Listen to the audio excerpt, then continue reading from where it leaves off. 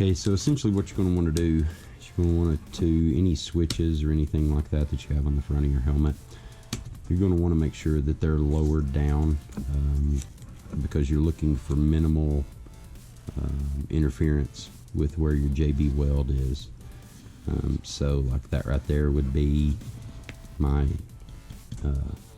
front chin vent switch in the lowest position. Got to have enough room to get your thumb or whatever underneath it, so you can reach in and put it up that way. And every time you run a layer over, you're going to want to try to push the definition of vents or anything like that in. That way that it will form around, you know, whatever it is that you've got on there.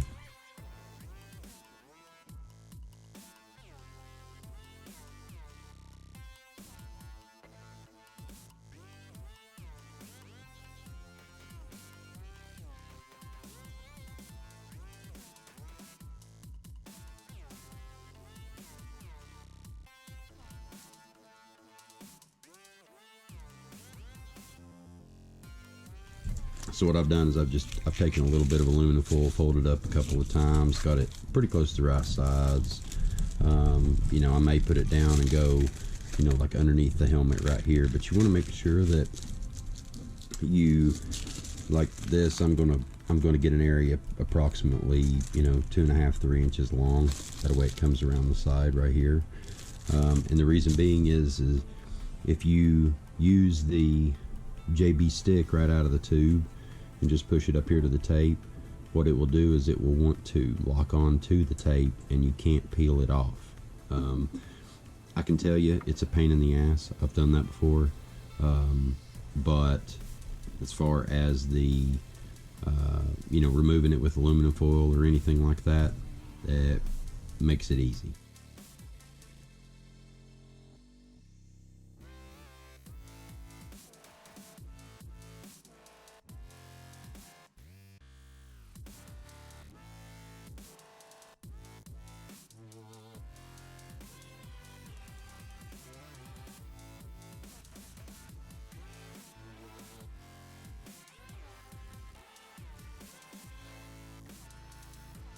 So next what you're going to want to do is you take this out of the tube that it came in.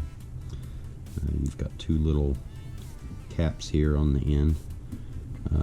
Generally when you buy this stuff, I bought this at O'Reilly's, it was like $6.99 or something like that. I don't use it more than once.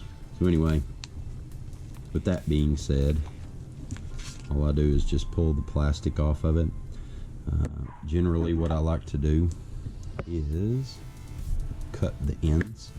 And the reason I cut the ends is because where they put it in the tube, there's normally like a little, you know, hard section.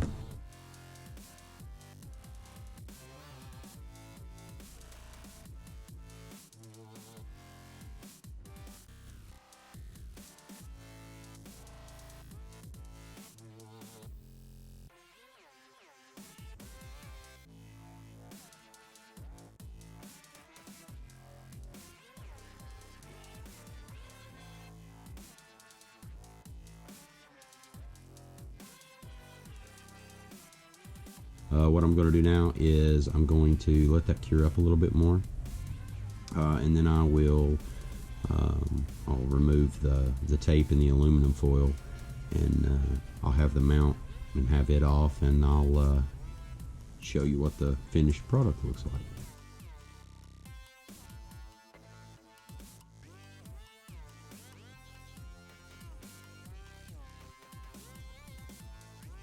So basically, whenever you get when you get everything molded and you pull off the aluminum little backer deal, oh, it was upside down.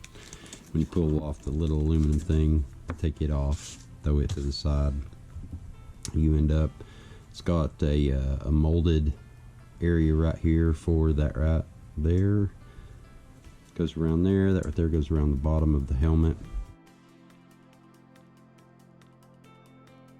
So what you see right here is I've got just a little short, piece of wooden block. This right here is a roll of sticky backed sandpaper that I got from my local auto body supply store. It's $2.20. And then underneath right here you have the 3M double-sided tape.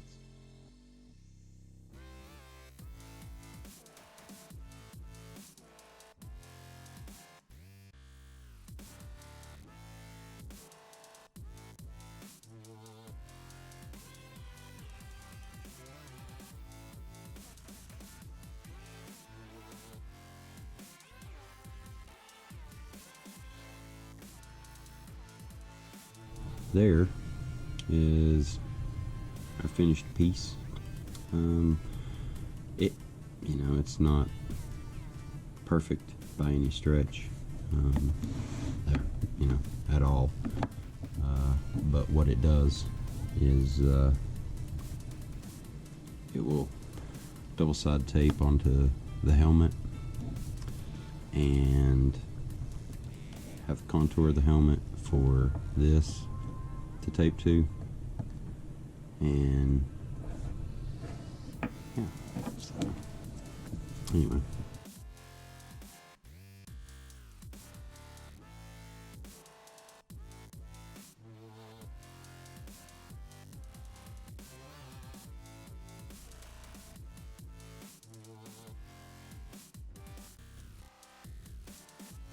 Alright, so like I told you before, it doesn't necessarily have to be completely perfect. You just want it to be as smooth on the backside as you can possibly have it, without having to double up or do anything like that.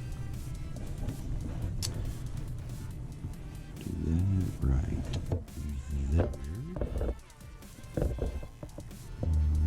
Line that up.